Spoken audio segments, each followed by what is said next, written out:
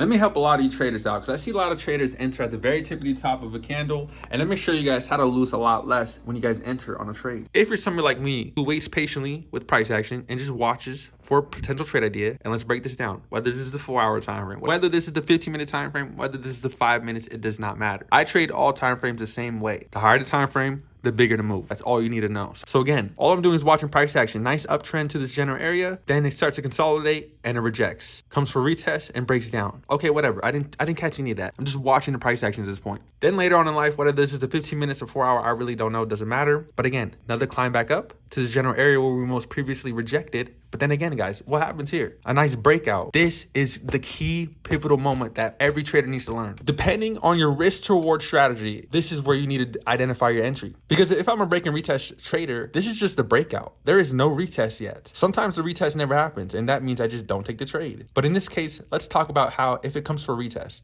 or if you enter in at the breakout. Again, a lot of traders are entering in at the very tippity top up here, new traders especially. Then the moment it does pull back to the general area for a retest bounce of support, they exit. Or they're down about 15 to 20% and they're emotional because they either have a same day expiration or they just don't know that they need to understand that they need to just grab a better entry. Whereas somebody like me who is a break and retest trader and can't emphasize it enough to get a dip entry, is that the moment you get a pullback to the general area, guys, I promise you, that's when you enter. Reason being is because your emotions will not be present. When I get a dip entry right here and I put a stop loss just below the support and give myself just a little bit of room, because of course, if I set it sometimes too tight right here, it'll stop me out a little bit too soon. So I might put it at this candle here. Guys, if I entered here, put a stop loss here, that is a very small loss compared to if I entered way up here on the breakout and then put a stop loss below here. Most traders, to be honest, aren't even doing that, but still, that's double my loss. You want to know what new traders are genuinely doing though? Some traders are even allowing themselves to get an entry way up here or even an entry way up here and letting it go all the way down to here before they actually exit, which is the most horrible thing you can do, guys. That is a massive loss. And I see a lot of traders do that. Have a tight stop loss, have a big risk to reward setup, make sure you get a good entry. And of course, it's easier said than done, but I promise you, if you practice it every single day and just wait patiently for it, you will get it and you will see it, what I'm talking about.